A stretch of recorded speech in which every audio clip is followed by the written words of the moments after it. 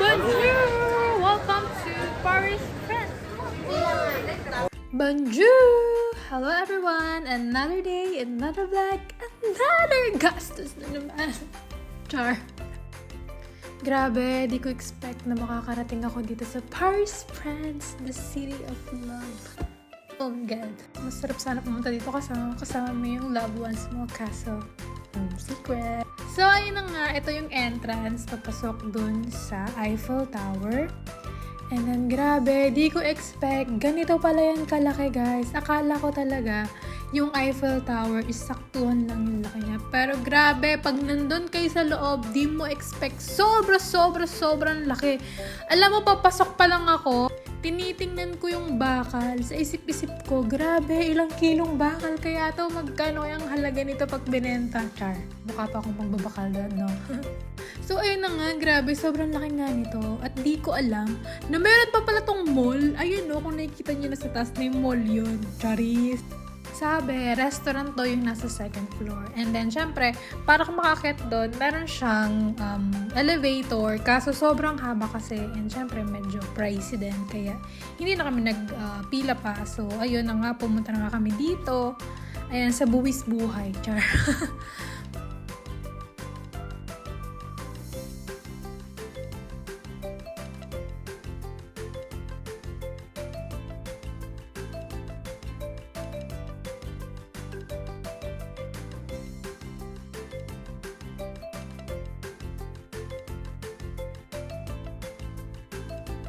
And ito na yung behind the scene ng aming mga pagmamodel-model sa gitna ng highway. Ayan. Actually, ginaya lang talaga namin, guys, dito. Yung nasa unahan na yun. Kaya ayun, syempre, gaya-gaya tayo. And ito na nga, i-share ko na sa inyo. Alam nyo ba, kanina pa, habang ini-edit ko tong video na to, grabe, kanina pang tulo ng tulo yung luha ko. Alam mo yung tears of joy? Sino ba naman? Kasi ako mismo sa sarili ko, hindi ko akalain na makakarating ako dito sa Paris, France. Dream ko lang to na, nakikita ko lang siya sa mga pictures, sa videos, sa movie. Tapos, sharan! Andito na ako, guys. Grabe, ang ganda dito. Akala ko hanggang pares-pares lang ako doon sa may kanto. Pero, shit, man. Level up. Your country. Paris, France. I will never yan. Shit!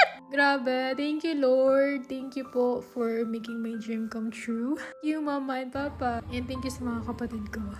So, ayun na nga, at inabutan kami ng ulan, mga kabahag. And then, marami pa dapat kaming pupuntahan. So, ayun, after namin nag-picture doon sa Eiffel Tower, and napag-decide namin mag-coffee muna. And then, doon namin pag-plan kung ano yung next na pupuntahan namin. Ayun, so, mga kabahag, kasi nga, malakas pa rin yung ulan. And then, ayun, sabi nila, napag-usapan, na hindi na nga kami tutuloy at magpapahinga na lang.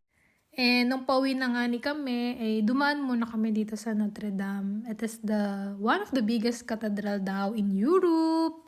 So, ayun lang. See you tomorrow. Mwah!